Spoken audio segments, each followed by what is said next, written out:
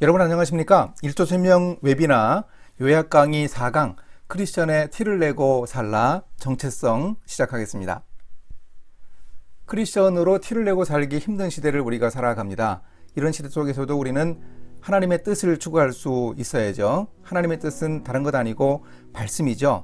그런데 하나님의 뜻을 실천하는데 예수님의 조언을 좀 들어야 합니다. 우리에게 뱀 같은 지혜와 비둘기 같은 순결함이 필요합니다. 바로 꾀와 깡이라고 할 수 있겠습니다.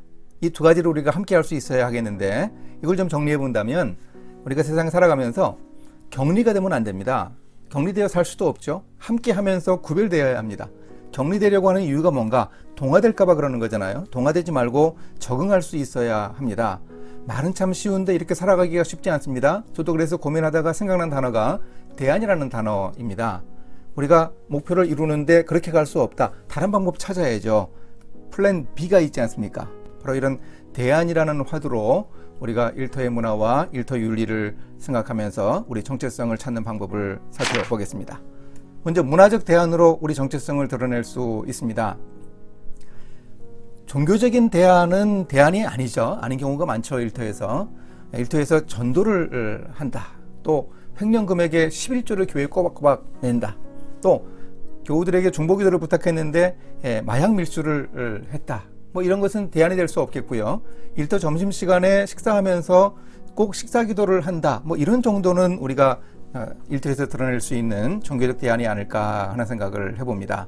이는 이제 문화적 대안을 어떻게 우리가 해나갈까 하는 건데, 바벨론의 다니엘이 겪은 정체성의 위기 속에서 그 원리를 발견할 수 있습니다.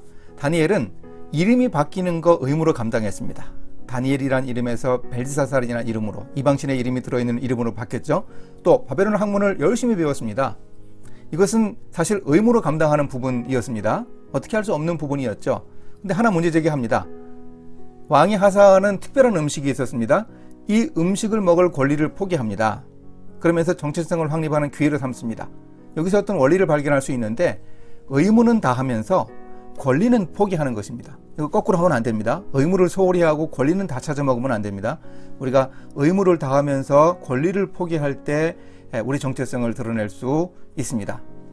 우리가 일터에서 대안의 지혜를 발휘해야 할 부분들이 이 정도 있겠는데, 우리가 한번 차례로 생각을 해보도록 하겠습니다. 주일 성수 우리에게는 중요한 가치인데 안 믿는 사람들은 별로 중요하게 생각하지 않습니다. 우리가 주일 예배를 귀하게 여기는 모습 보여줘야죠. 주일 근무를 누구에게 부탁한다 하면은 일요일날 일하고 싶은 사람 없으니 배로 갚아줘야죠. 주일에 결혼식이 열린다. 대안을 어떻게 세울 수 있습니까? 미리 찾아가서 축하를 마음 다해서 해주면, 그러면 그 사람과의 관계도 잘 할 수 있겠고, 또 내가 주일 예배를 귀하게 여긴다는 우리 정체도 드러낼 수 있습니다. 주일에 일하는 업종은 할 수 없다. 다 포기하면 그곳에는 어떻게 되겠습니까? 그것도 하나님의 나라를 세워가야 할 영역인데, 일터 선교사로 잘 훈련받고 가야죠. 교회에서도 이런 훈련을 시켜서 성도들을 파송시키면 좋겠다 하는 생각을 해봅니다. 일터의 무속문화에 대한 대안도 우리가 아직까지 많은 부분 볼 수 있습니다. 고사가 없어질 것 같은데 아직 계속되고 있는데, 일단 고사 지내는 사람들 마음을 잘 이해해야죠. 우리도 역시 회사가 잘 되기를 바람을 알려주고, 뒤에 서서 어쩔 수 없어서 뒤에 서서 기도하는 것도 소극적인 대안일 수 있겠습니다. 그리고 임원이나 앞에 나가서 이제 진행해야 하는 부분 같은 분들 같은 경우에는 대담하게 대응해서 용기 있는 결단을 했다는 그런 이야기도 무용담으로 우리가 들을 수 있습니다. 또 신우의 명의로 공문을 보내는 것, 이건 제가 한번 제안을 해봤는데, 이렇게 수훈제, 실험 동물을 희생시키는 연구소에서 수훈제를 드리는데 당신 팀은 가장 많은 동물들을 희생시키면서 왜 참석 안 하느냐. 그래서 제가 제안을 했습니다. 신우의 명의로 공문을 보내보십시오. 그래서 이 수훈제를 드릴 때 우리 기독교 방식으로 예배드리면서 하나님의 창조를 생각하고 인류를 위해서 안타깝게 희생하는 동물들을 기릴 수 있도록 예배 자리도 동시에 마련을 해 주십시오. 이런 공문을 한번 보내서 대안을 제시해 보라고 제가 제안을 해본 적 있습니다. 결국 고사 대신에 예배로 대체해야 바람직한 것이죠. 한 드라마 하던 그 연예인 출신의 목사님 같은 경우에 고사 지내는 대신에 예배를 드리자 하고 잘 설득을 해가지고 고사 없이 예배 드리면서 그 드라마를 시작했다 하는 이야기, 아주 좋은 무속문화에 대한 대안을 제시하는 방법이겠습니다. 또 일터의 음주 문화에 대한 대안도 우리가 빼놓지 않고 생각해야 할 부분이죠. 술자리 자꾸 빠지면 안 되죠. 술자리 참석해서 함께 술 마시면서 즐겁게 그 본질에 충실했다. 이거는 동화되는 겁니다. 격리도 되지 말고 동화도 되지 말아야 하기에 술자리가 힘듭니다. 참석해서 술 마시지 않으면서 대화에 적극적으로 참여하고 사람들 돌봐주고 그리고 차 가지고 가서 같은 방향 사람들 태워준다. 물론 쉽지 않죠. 이렇게 한다 그러면 이게 바로 회식 사역 아니겠습니까? 정말 귀한 일입니다. 일터의 음주 문화에 대해서 우리가 이런 적극적인 자세를 가지고 대응할 수 있습니다. 더 힘든 것은 밀실의 술자리이죠. 성적인 유혹이 있고 출장 사업상 술자리, 해외라도 나간다 이러면 사람들 마음 풀어져서 엉뚱한 짓 많이 하는데 그런 가운데 어떻게 하면 좋은가. 한 일본으로 출장을 간 직장인 이야기를 들었는데 식사 자리가 끝난 후에 갑자기 여성들이 대여섯 명이 옷을 안 입고 들어오더래요. 그래 이분이 그 짧은 찰나에 비명을 질렀다고 합니다. 엄청 큰 소리를 질러서 들어오던 여성들이 놀라 달아나고 자신은 소지품도 안 챙기고 바로 들어갔다고 합니다. 숙소로 들어갔다고 하는데 이런 이야기 들으면서 이런 용기 있는 자세를 우리가 가져야겠다 하는 생각 가지면서 저도 제가 쓴 직장인 축복 기도문이라는 책에 출장을 갈 때도 하나님의 사람답게 인도해 주십시오 하는 제목의 그런 기도문을 넣었습니다. 우리가 유혹 앞에 요셉처럼 도망가고 죄짓지 않겠다고 분명하게 거절할 수 있는 그런 용기가 필요합니다. 요즘에 다원주의 문화에 대한 대안도 중요한 우리의 숙제이죠. 고사에 대한 대응도 종교 다원주의 문화에 대한 대안일 수 있겠습니다. 이단이나 타종교 신앙인들, 요즘에 동성애 문화라든가 이런 사회적인 이슈가 되는 이런 부분들에 대해서 우리는 일단 두 가지로 좀 나눠 생각해야 하겠습니다. 누구에게라도 사람들에 대한 무리한 태도는 금물입니다. 한 영혼을 사랑해야죠. 이런 사람들과 함께 일을 한다 할 때도 우리가 사람을 꺼리고 사람을 피하고 사람에게 무리를 저지르면 안 되겠습니다. 그런데 그들이 포교 활동을 적극적으로 한다거나 동성애를 조장하고 옹호하는 그런 행동을 한다 할 때 이런 부분에 대해서는 우리가 단호하게 대응할 수 있어야 하겠습니다. 이렇게 두 방향으로 나누어서 우리가 다원주의 문화에 대한 대응을 시도할 수 있겠습니다. 결국 우리는 이 용기가 필요합니다. 이 용기를 요셉을 통해서 배울 수 있겠습니다. 요셉이 보디발 아내의 성적인 유혹을 당할 때 객지 생활로 외로웠죠. 17에 잡혀와서 한 27쯤 된 것 같아요.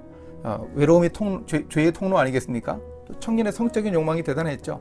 또 이런 고민했을 겁니다. 내가 국가 권력 서열 한 3위쯤 되는 보디발의 아내의 요구를 들어주면 내가 요구해서 애굽의 궁궐 말단 관리 자리에 하나 얻으면 차근차근 올라가면 어릴 때 꾸었던 그 꿈을 이루는 거 아닌가.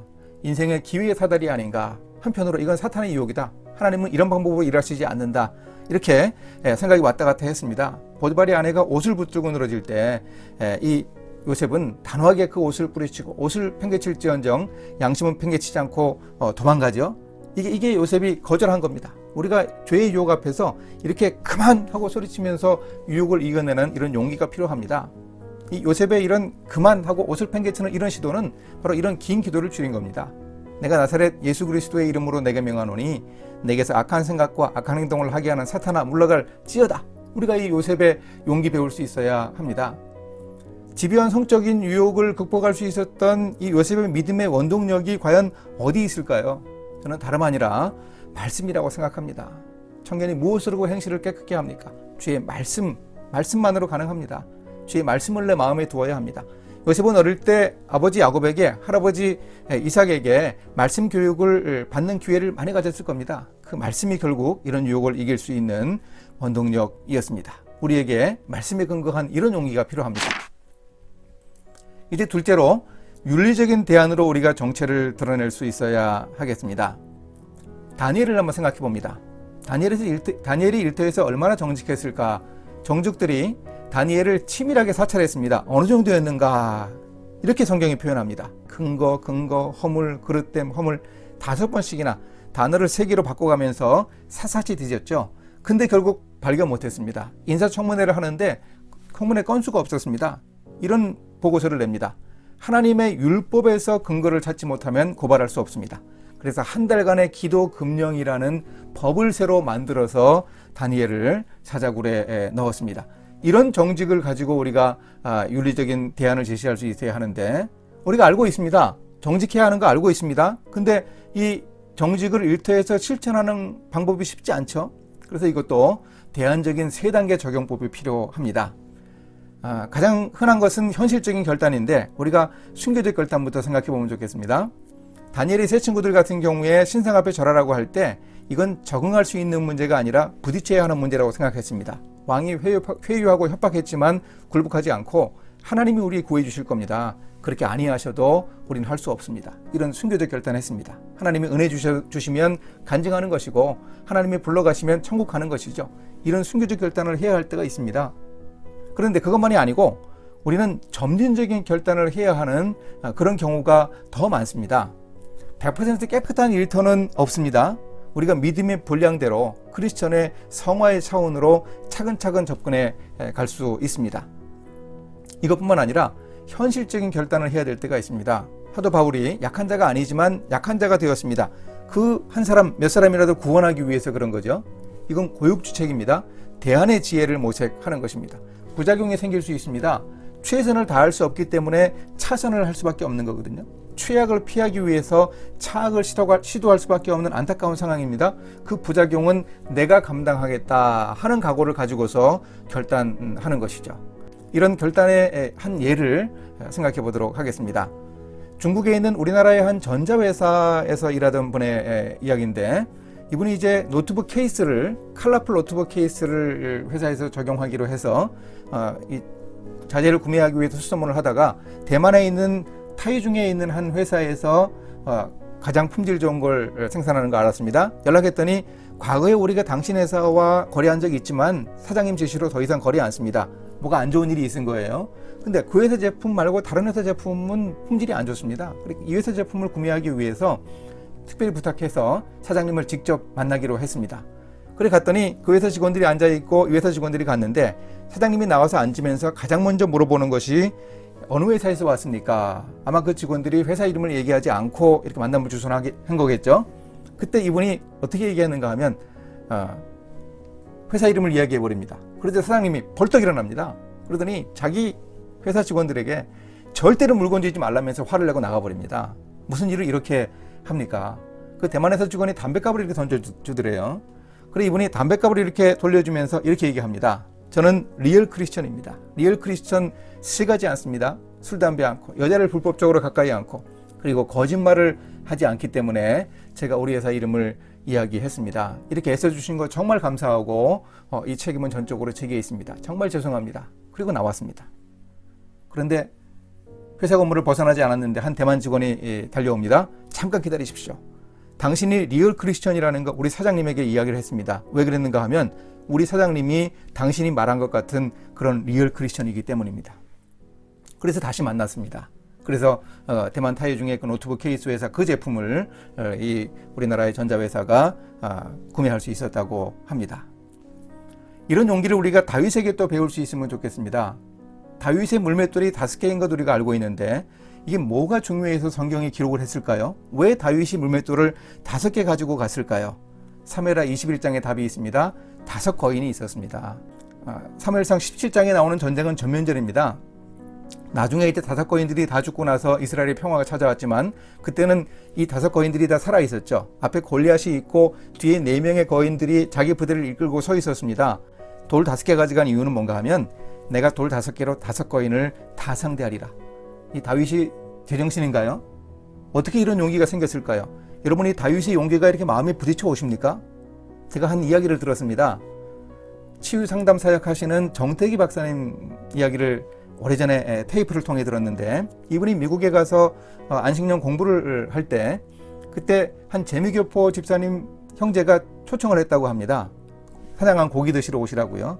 그래서 사냥한 이야기를 듣게 됐는데 커다란 발자국이 있고 이 개들이 그 소리 나는 쪽으로 내려가는데 호랑이 포위하는 소리가 들리더랍니다. 호랑이 소리, 개 짖는 소리, 골짜기가 쩌렁쩌렁 울리더래요. 가만히 들으니까 이 사냥개들이 주인을 부르는 소리가 들리더랍니다. 그래서 조심조심 총을 들고 이렇게 내려갔는데 처음에는 못 봤대요. 호랑이가 나무 위에 이렇게 올라가 있고 개들이 아래서 막 짖고 있는 거예요. 호랑이 내려오지 못하도록. 그래 깜짝 놀래가지고 총으로 쐈습니다. 이 호랑이가 나무에서 떨어져 죽었습니다. 이거 누가 잡은 겁니까? 개들이 한 80% 잡은 거 아닙니까? 이 정태기 박사님이 치유 상담 하시는 분이기 때문에 심리학 하신 분이기 때문에 가만히 한번 생각을 해보셨더래요. 어떻게 이 호랑이가, 이 큰 호랑이가 이렇게 살아있으면서 이 개들은 몸에 상처도 하나 입히지 못하고 나무로 피해갔을까?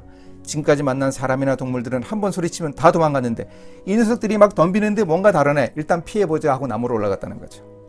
그리고 이 사냥개들은 지난 5년 동안 주인들과 함께 사냥을 나가서 못 잡은 짐승이 없어요. 다 이겼습니다. 근데 이 녀석은 좀 징그러운 무늬에 덩치는 커요. 그래도 충분히 이길 수 있다 생각하고 겁없이 막 덤볐다는 거죠. 이게 바로 사냥개들의 용기입니다. 여러분이 사냥개의 용기가 바로 다윗의 용기 아니겠습니까? 다윗이 그러죠. 내가 사자와 곰과 맞서 싸우면서 이겼습니다. 양들을 그 아가리에서 빼앗아 왔습니다. 하나님이 나와 함께 하셨습니다. 그런 내공이 있습니다. 하나님의 군대 모욕하는 저 블레셋의 골리앗 녀석 충분히 이길 수 있습니다.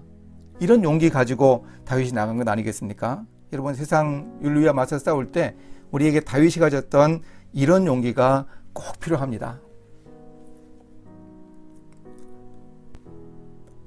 크리스천이라고 티내기 힘든 시대를 우리가 살아갑니다. 우리는 문화적인 윤리적인 대안을 내세워야 하겠는데 용기가 필요합니다. 요셉이 가졌던 용기, 다윗이 가졌던 용기를 통해서 차근차근 우리가 접근해 갈 수 있어야 하겠습니다. 이것 통해서 우리가 꾀와 깡을 가지고 크리스천의 영적인 티를 낼 수 있습니다.